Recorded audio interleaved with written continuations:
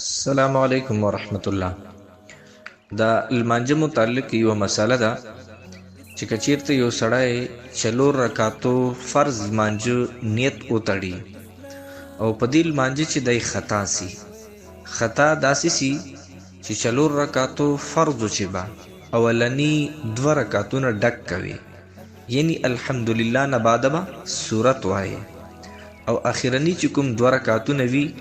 هغه با تس کوي، یعنی الحمدلله نه بعد با سورت نه وایي. اوس که چیرته غلطي دا وشي چې دې سړي د چلور رکعاتو فرض لمانځه چې اولنی 2 رکعاتونه هغه تس وکړل او اخرنی 2 رکعاتونه په غلطۍ سره ډک وکړل، نو دلته به د لمونځ څرنګه صحیح کیږي او کوم صورت چې بس د سهو وي او کوم چې نه. نو مسله دا ده چې که دغه صورت غلطي چاته پیښ سي چې په غلطۍ سره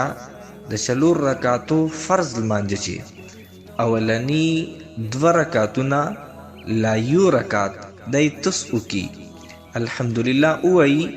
سوره فاتحه ووایي او هغې نه بعد صورت ویرسي نی ووایي، یو رکعت چې لا 200 رکو د فرض اولنیو رکعاتو چې سوره فاتحه نه بعد صورت نو وایي، نو دلته په دې سړي باندې سجده سهو واجب سلا د لمانځه په آخر چې به سجده سهو کوي، چې د سجده سهو وکي، نو لمونځ به ټوټلی صحیح سي او د لمونځ به صحیح ادا سي. که سجده سهو نه وکړه د لمونځ به په دې وخت چې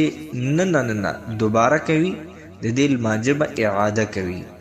او که دا وخت ورنه تیر سللی لمانځه اعاده یې نه وکړله، بس بیا قضایي لا اعاده نسته ور باندې، بیا د لمونځ دغسې کمی بیشي سره هغه ادا سه فرض غاړه خلاص سله. او که غلطي په اخیرو رکعاتو چې راغله، یعنی چلور رکعاتو فرض لمانځه چې اخیر 2 رکعاتونه هغه تس وي او دنه په غلطۍ سره ډک وسلل، یعنی په غلطۍ سره سوره فاتحه نه بعد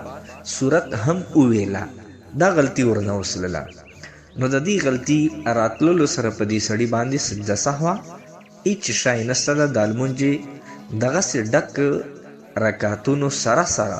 د لمونځ صحیح ده، د لمونځ ادا سه فرض یې وسلل، نه سجده سهوه سته، نه اعاده سته، نه د لمانځه دوباره کول سته دي. فرض اخیرو 2 رکعاتو چې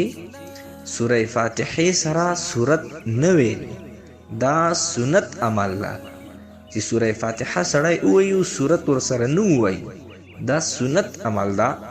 که چا د فرض اخیرو 2 رکعاتو چې سوره فاتحه وویله او ورسره یې صورت هم وویله، یعنی رکعاتونه یې ډک وکړل، نو دا د سړي صرف خلاف سنت یو عمل وکړ، د سنتو خلاف کار وکړ، نو داسې چې عمل دنه په دې لمانځه چې نه وسو چې هغې د وجې نه سجده سهو واجب سي، یا هغې د وجې نه لمانځه چې فساد راشي، یا هغې د وجې نه لمونځ خراب سي. لہذا که اخیر رکعتونه چا ډک وکړل، ډک ته کړي وي، هیڅ مسله نسته ده،